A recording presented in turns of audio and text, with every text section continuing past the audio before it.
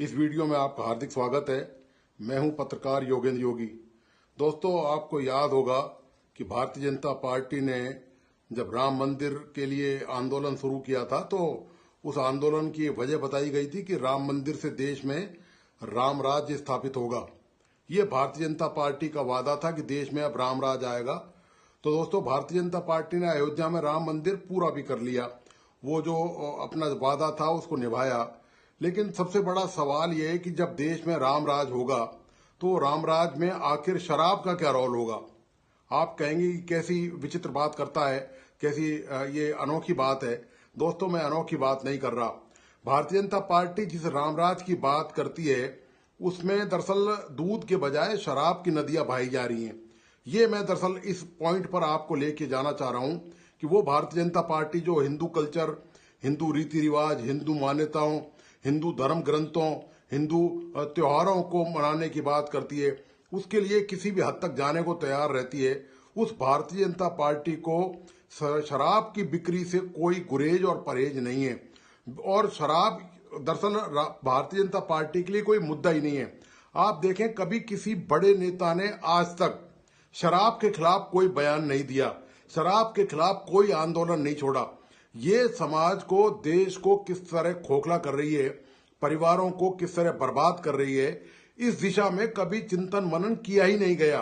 और रामराज की बात करते हैं, मतलब आप ये देखो कि मुंह में राम और बगल में छुरी वाली जो कहावत है वो भारतीय जनता पार्टी राजस्थान में तो कम से कम चरितार्थ करती हुई दिख रही है। राजस्थान की भजनलाल सरकार ने, यानी कि भाजपा सरकार ने यहां पर नई आबकारी नीति की घोषणा की है। और दोस्तों, आपको पता है इस नई आबकारी नीति के तहत क्या होने वाला है।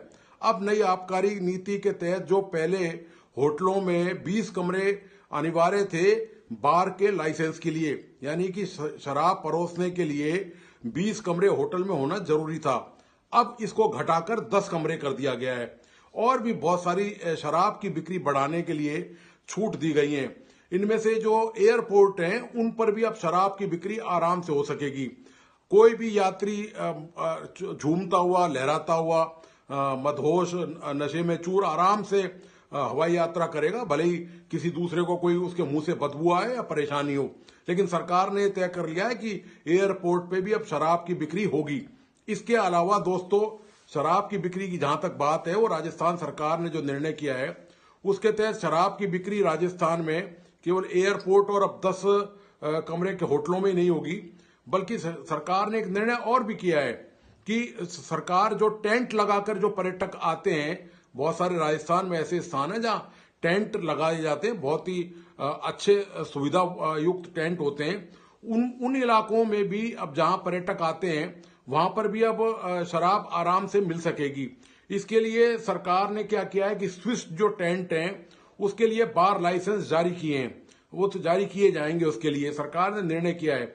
और ये है राजस्थान, जहां जहां पर स्विस टेंट लगते हैं और जहां ये बार लाइसेंस दिए जाएंगे वो है राजस्थान के जैसलमेर, माउंट आबू, रणकपुर, जवाई बांध, सवाई माधोपुर, कुंभलगढ़ और पुष्कर जैसे पर्यटक जहां ठहरते हैं, जाते हैं, वहां पर ये सुविधा प्राप्त होगी। तो ये दोस्तों, अब सरकार का उद्देश्य है कि करीब पिछले साल जो उद्देश्य था सरकार का 2024 में, वो 10,000 करोड़ रुपए की आबकारी, मतलब शराब की बिक्री और इन शराब से जुड़े हुए मादक पदार्थों की बिक्री से 10,000 करोड़ रुपए की आय प्राप्त करना था। हालांकि सरकार उसके पास लगभग पहुंच गई है और सरकार इस बिक्री को बढ़ाने के लिए पूरी ताकत लगाती है। अक्टूबर के महीने में जो कमिश्नर हैं, जो आयुक्त हैं आबकारी विभाग के, उन्होंने बाकायदा मीटिंग ली और अधिकारियों को हड़काया, धमकाया कि वो अपेक्षित जो बिक्री है उस जिले में पूरी नहीं हो पा रही है। तो उन्होंने बाकायदा 7 कार्मिकों को निलंबित भी कर दिया। मतलब शराब की बिक्री के लिए सरकार प्रतिबद्ध है हर हालत में। बेशक राजस्थान में आप जानते हैं अभी गर्मी का मौसम स्टार्ट होने वाला है, जगह जगह आप जानते हैं कि पानी के लिए धरना, प्रदर्शन, आंदोलन होगा और मतलब अब शुरुआत उसकी होने वाली ही है। और ऐसा कोई साल नहीं जाता जब गर्मियों में पानी के लिए पूरे प्रदेश में हाहाकार नहीं मचता। पानी के लिए बेशक हाहाकार मचे, लेकिन शराब की बिक्री के लिए सरकार का पूरा फोकस है। हालांकि देखिए दलील कितनी जोरदार है। आप भी हंसेंगे इस बात को लेकर कि शराब की बिक्री से जो राजस्व प्राप्त होगा, यानी कि आप पहले शराब पिएंगे फिर आपको पानी मिलेगा। तो सरकार की दलीलें ऐसी होती हैं कि पहले राजस्व मिलेगा, यानी कि टैक्स इकट्ठा होगा, उससे इस तरह की जो सामाजिक योजनाएं, चाहे वो सड़क हो, बिजली हो, पानी हो, स्कूल हो, अस्पताल हो, या फिर और दूसरी जो महत्वाकांक्षी सरकार की योजनाएं, वो इस तरह की रेवेन्यू से प्राप्त होती है, तब वो सरकार पूरा करेगी।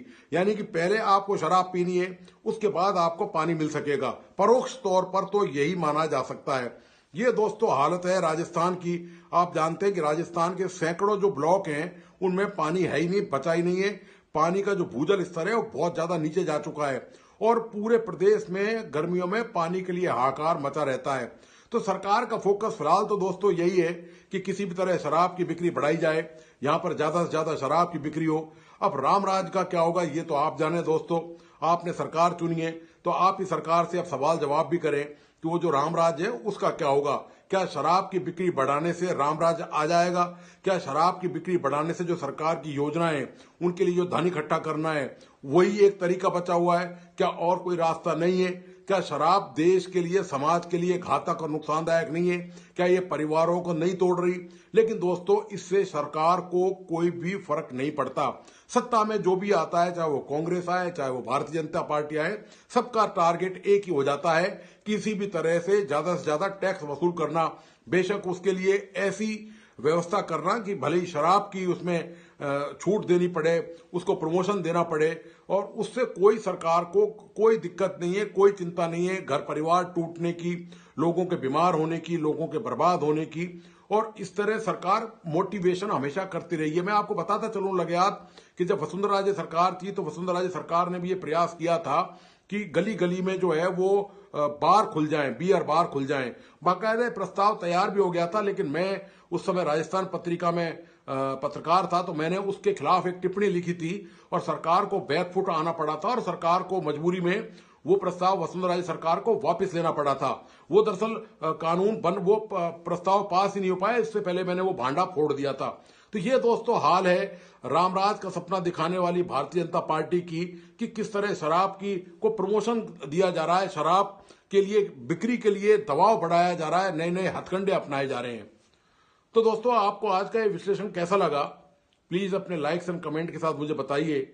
इस वीडियो को अपने दोस्तों और परिजनों को प्लीज शेयर करना नहीं भूलें। मेरे इस यूट्यूब चैनल को प्लीज सब्सक्राइब करें और बेल आइकॉन का बटन जरूर दबाइए। धन्यवाद, नमस्कार।